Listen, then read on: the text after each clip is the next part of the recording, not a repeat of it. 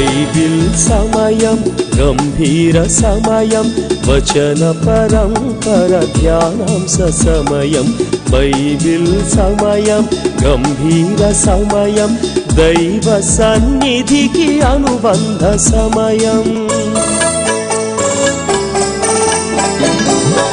ఎల్లరూ లేని సమాజానికి ఉన్నత పదమే బైబిల్ సమయం ప్రార్థనా సహవాసానికి సన్మార్గ సరళి బైబిల్ సమయం బైబిల్ సమయం బైబిల్ సమయం బైబిల్ సమయం బైబిల్ సమయం.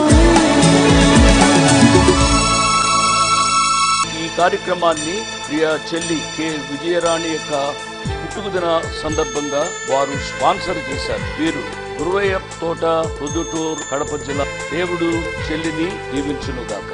Good evening. Praise the Lord. దేవుని నామానికి స్తోత్రం. సకాలానికి వచ్చిన మీ అందరికీ నా ప్రత్యేక వందనాలు. ఈరోజు తన వాక్య సమృద్ధి చేత మనను ఆ ప్రియ ప్రభు ఆశీర్వదించాలని ఆశపడుతూ ఉన్నారు. పిల్లరా, మానవుడు రక్షింపబడాలి అనేది దేవుని యొక్క ఉద్దేశం. మానవుడు తన యొక్క సొంత పద్ధతిని కోరుకున్నాడు. తద్వారా మానవుడు పాపి అయి నిత్య నరకాగ్నికి లోనయ్యాడు. ఆ నరకము నుంచి, ఆ పాప శాపము నుంచి తప్పించాలనే యేసు ప్రభువారు శరీరధారిగా ఈ లోకానికి వచ్చారు. ఆయన ఈ లోకానికి రావడంలో ఉద్దేశం, లోకా భక్తుడు ఈ రీతిగా అన్నాడు, నశించిన దానిని వెదకి రక్షించుటకు మనుష్య కుమారుడు ఈ లోకానికి వచ్చారు. కాబట్టి యేసు ప్రభు యొక్క రాక మానవాళికి ఆశీర్వాదకరం. ఆయన రావడం మాత్రమే కాదు, చాలా పేదరికాన్ని అనుభవించాడు. చివరకు ఆయన సిలువ వేయబడ్డారు, ఆయన మరణించారు. మరణము లేక సమాధి ఆయనను ఆపుకొనగలుగునా మరణము ఆయనను ఏమీ చేయలేకపోయింది. చివరకు ఆ ప్రియ ప్రభు పునరుద్ధానుడై లేచారు. ఆ పునరుద్ధాన శక్తి మనకు ఇవ్వాలని ఆశపడుతున్నారు. ఏ మానవుడైతే యేసు ప్రభు వారిని స్వంత రక్షకునిగా అంగీకరిస్తాడో ఆ మానవునికి పునరుద్ధాన శక్తి కలుగుతుంది అనే సత్యాన్ని నేను జ్ఞాపకం చేస్తున్నాను. వాక్యం వింటున్న ప్రతి బిడ్డ, ఒక వయసులోనికి వచ్చిన వారు పునరుద్ధాన శక్తి కొరకై ప్రార్థించాలి. రక్షణానుభవం కలిగి ఉండడం ద్వారా పునరుద్ధాన శక్తి వస్తుంది అనే సత్యాన్ని నేను జ్ఞాపకం చేస్తున్నాను. అమ్మ, బాబు, యవనస్తులు ఇంటికి వచ్చారా? ఈ దినాల్లో యవన వ్యవస్థ బాగుగా దెబ్బతింది. వార్తాపత్రికలు చూస్తూ ఉంటే ఎంత బహుభయంకరమైన విషయాలు చదవలసి వస్తుందండి. కాబట్టి నా ప్రియ బిడ్డలారా, మీరు చాలా జాగ్రత్తగా ఉండాలి. ఏ తల్లి అయితే మిమ్మల్ని కన్నదో ఆ తల్లికి రుణపడి జీవించాలి. ఏ తండ్రి అయితే మీరు కష్టపడి ఈ వయసు వరకు చదివించాడో లేక పోషించాడో ఆ తండ్రికి రుణపడి జీవించాలి. నా యవ్వన బిడ్డలారా, ఈ మాటలు దయచేసి వినండి. ఆలస్యంగా ఇంటికి రావద్దు. మగవాళ్ళు ఆడవారితో, ఆడవాళ్ళు మగవారితో అన్యాక్రాంతమైన సంబంధాలు కలిగి ఉండవద్దు అని నేను మనవి చేస్తున్నాను. ఈ దినాల్లో ఎన్ని అకృత్యాలు మనం వింటూ ఉన్నాం. ఎవరు చేస్తున్నారు ఆ అకృత్యాలు? మీరే, యవ్వన బిడ్డలే. యవ్వన బిడ్డలు చేస్తూ ఉన్నారు కాబట్టే యవ్వన వ్యవస్థ దెబ్బతింది అని చెప్పవలసి వస్తుంది. నేను ముందుగా ఈ హెచ్చరికలు చేస్తూ ఉంటాను. అవి మీకు చాలా అవసరమనే విషయాన్ని నేను జ్ఞాపకం చేస్తున్నాను. నాకు కూడా బిడ్డలు ఉన్నారు, యవ్వన బిడ్డలు. వారు కూడా ఈ విషయాలు ఎంతైనా అవసరమో. సాతానుడు ఏ క్షణంలో యవ్వన బిడ్డలను మింగేస్తాడో అర్థం కాని పరిస్థితుల్లో ఉన్నాం. కాబట్టి జాగ్రత్తగా దేవుని వాక్యాన్ని వినండి. నేను చెప్పిందే కాదు, చాలామంది దైవజనులు ఎంతో డబ్బు ఖర్చు పెట్టి దేవుని వాక్యాన్ని టీవీలలో చెబుతూ ఉన్నారు. దేవుని వాక్యాన్ని శ్రద్ధగా వినుమని ఒక తండ్రిగా మీకు మనవి చేస్తున్నాను.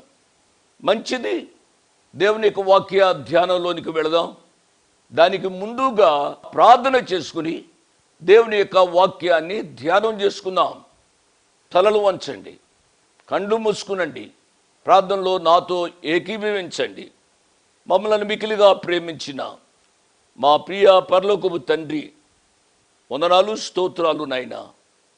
మీ కుమారుడైన యేసు ప్రభు వారి యొక్క అత్యున్నతమైన నామమున మీ పాద సన్నిధికి వస్తూ ఉన్నాం. నాయనా, మీరు మాట్లాడుతూనే కానీ మాకు ఏ ప్రయోజనము మేము మాట్లాడడం ద్వారా లేదు నాయనా. మీరు మాట్లాడండి స్వామి. మీ మాటలలో జీవం ఉన్నది, మీ మాటలలో శక్తి ఉన్నది, మీ మాటలలో నీతి ఉన్నది. మా ప్రభు, మీ మాటల ద్వారా మేము ఆధ్యాత్మికంగా బ్రతుకున్నట్లు సహాయపడండి నాయన. నాన్న, ఈ దినాల్లో సాతానుడు విజృంభించి కుటుంబాలను పాడు చేస్తున్నాడు, యవ్వన వ్యవస్థను పాడు చేస్తున్నాడు. ఆ యవ్వన బిడ్డలు కన్ను మిన్ను కానకుండా ఇష్టానుసారంగా జీవిస్తూ ఉన్నారు. ఓ మా ప్రియ ప్రభువా, మా బిడ్డలను కనికరించండి ప్రభువా. ఈ పాపపు వ్యవస్థ నుంచి మా బిడ్డలను తప్పించండి ప్రభువా. కృప చూపించండి. ఈ బహుభయంకరమైన వేసవి కాలంలో అనారోగ్యంగా ఉన్న బిడ్డల కొరకై ప్రార్థన చేస్తున్నాం. రైతు మీ కృప కలిగిన హస్తము చేత ముట్టి స్వస్థపరచండి నాయన. ఈ దినాల్లో ప్రభువా, మా బిడ్డలు ఎంసెట్ కొరకై సిద్ధపడుతున్నారు నాయన.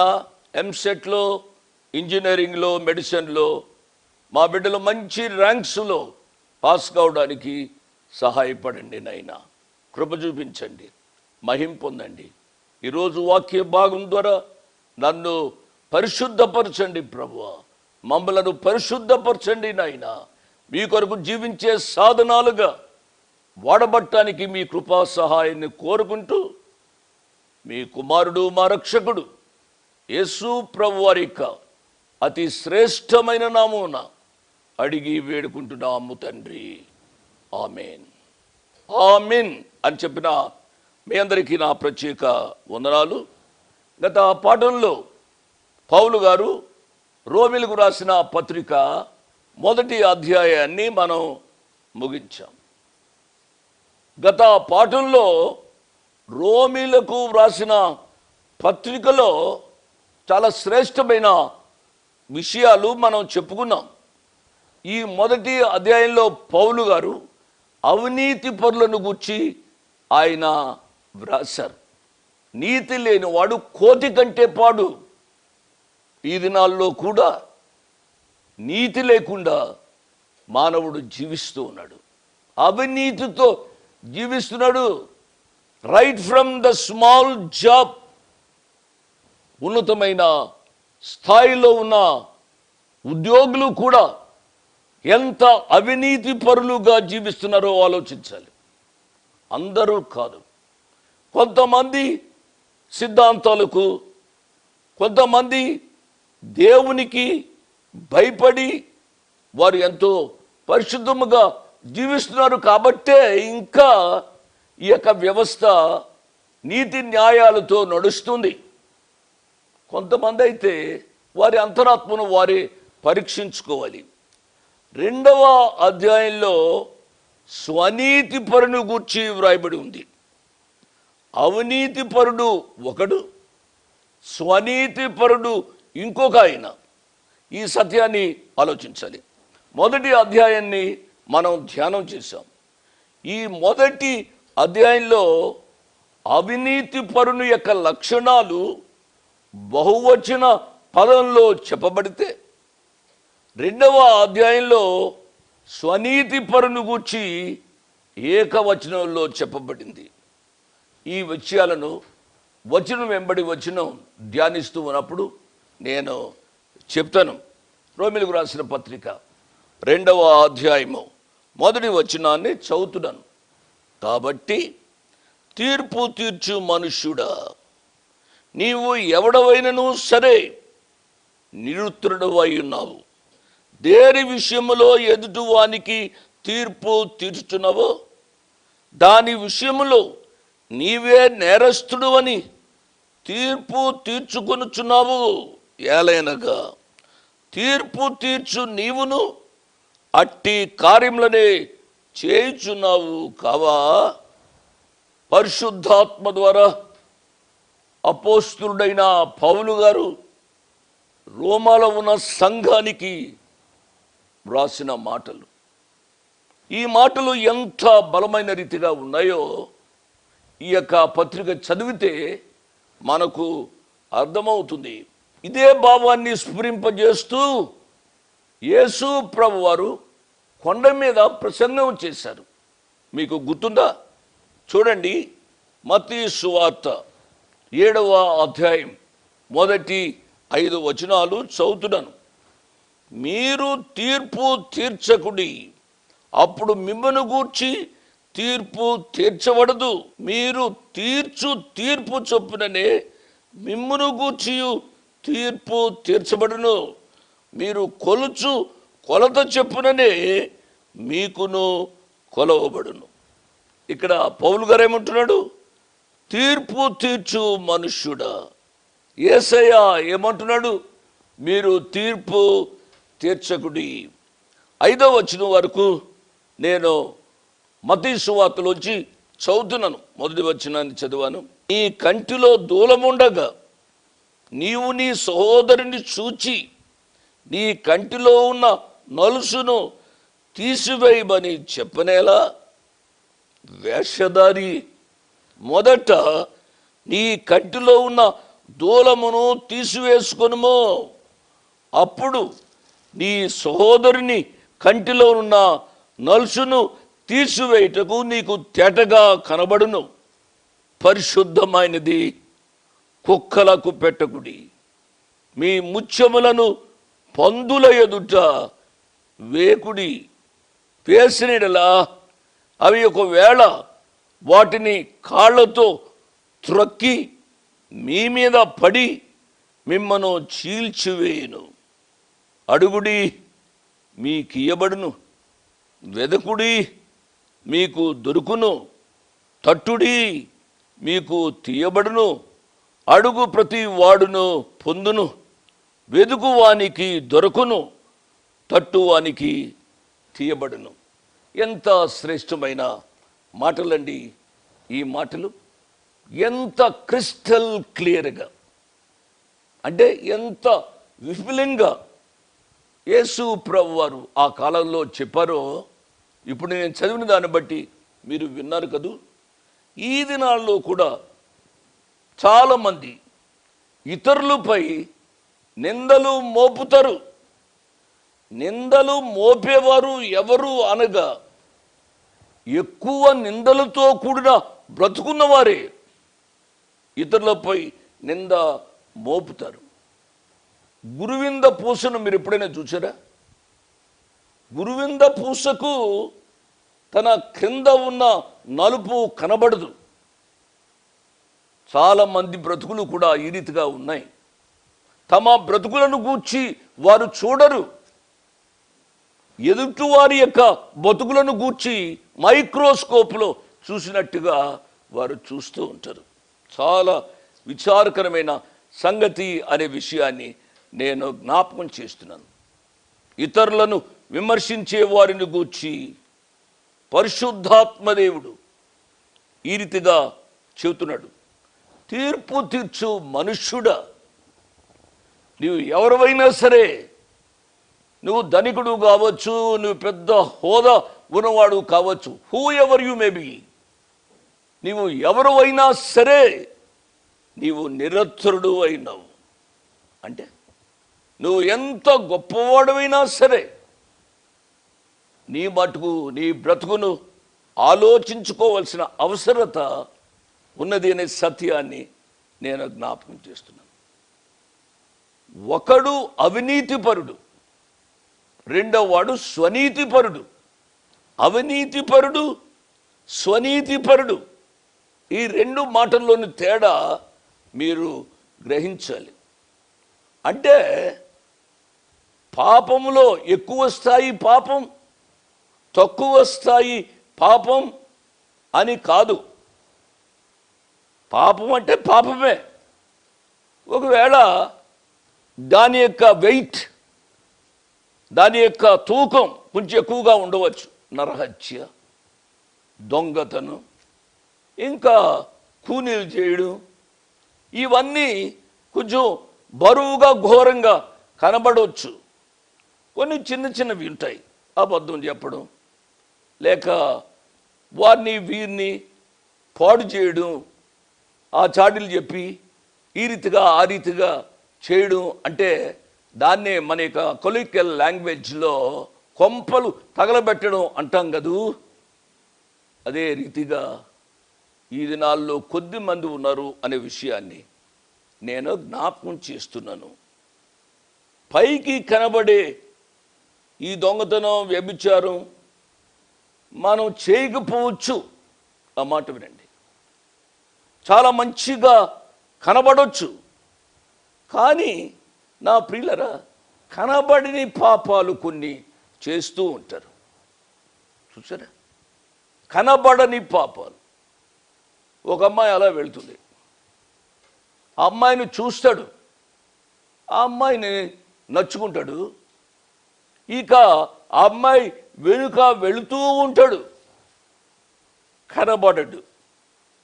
ఆమెను ఏదో దృష్టితో చూస్తున్నాడు అని బయట వాళ్ళకి తెలియకపోవచ్చు. వాడి అంతరంగంలో ఆ అమ్మాయిని గూర్చిన దురుద్దేశము ఉంది. నా ప్రియ యవ్వన బిడ్డలారా, మీరు చాలా జాగ్రత్తగా ఉండాలి.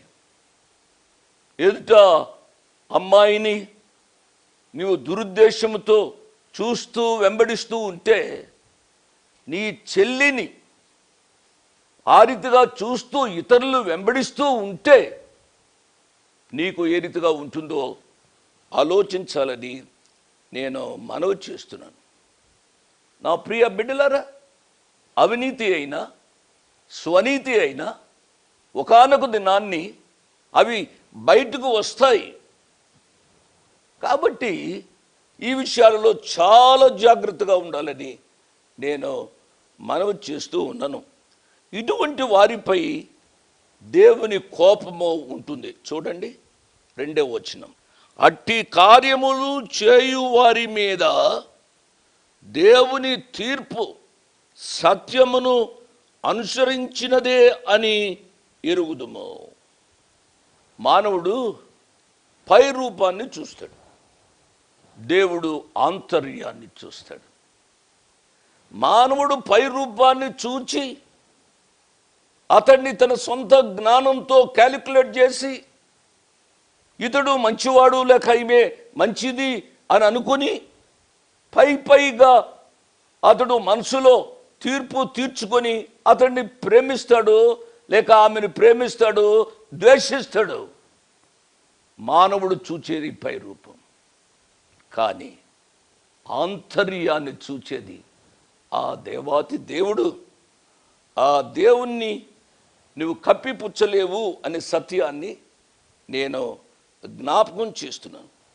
మానవుని యొక్క నిజమైన స్థితిని బట్టి దేవుడు సత్యమును అనుసరించి ఆయన తీర్పు తీరుస్తాడు అనే విషయాన్ని ప్రియులు గమనించాలి. ఒకనాడు నీవు నేను దేవుని న్యాయపీఠము ఎదుట ప్రత్యక్షము కావలసి ఉంటుంది. ఆ సత్యాన్ని నీవు గమనించాలి. నీ నాలుకను విచ్చలవిడిగా ఒకరిపై నీవు ఉపయోగించవద్దు. ఇదే భావాన్ని పౌలు గారు ఈ రీతిగా చెబుతున్నారు. చూడండి 3వ వచనం. అట్టి కార్యములు చేయు వారికి తీర్పు తీర్చుచు వాటినే చేయుచున్న మనుష్యుడా, నీవు దేవుని తీర్పు తప్పించుకుందువని అనుకొందువా? దేవుని తీర్పు ఎవరు తప్పించుకోలేరు. అమ్మా, పాప, బాబు, ప్రియా యవ్వనస్తుడా, నీవు నీ తల్లిదండ్రులను కప్పిపుచ్చవచ్చు, నీవు నీ స్నేహితులను కప్పిపుచ్చవచ్చు, నువ్వు దేవుని కప్పిపుచ్చలేవు. ఈ సత్యాన్ని గమనించాలి. జీవం కలిగిన దేవుని చేతిలో ఏదో ఒకనాడు నువ్వు తప్పగా దొరుకుతావు అనే సత్యాన్ని నేను జ్ఞాపకం చేస్తున్నాను. నువ్వు గుడికి వెళ్ళవచ్చు. చాలామంది గుడికి వెళ్తారు క్రైస్తవ కుటుంబాల్లో పుట్టి. నేను చదువుకున్న దినాల్లో కూడా చూసేవాడిని. ఇంత న్యూ టెస్టిమెంట్ చిన్నది బ్యాక్ పాకెట్లో పెట్టుకుని వాళ్ళు వచ్చేవారు. పెద్ద బైబిల్ పట్టుకుని గుడికి రావడం సిగ్గుపడేవారేమో. కొంతమంది ఆరాధనకు వచ్చేవారు, పెద్ద పెద్ద బైబిల్ పట్టుకుని వచ్చేవారు. దేవుడు వారిని దీవించాడండి.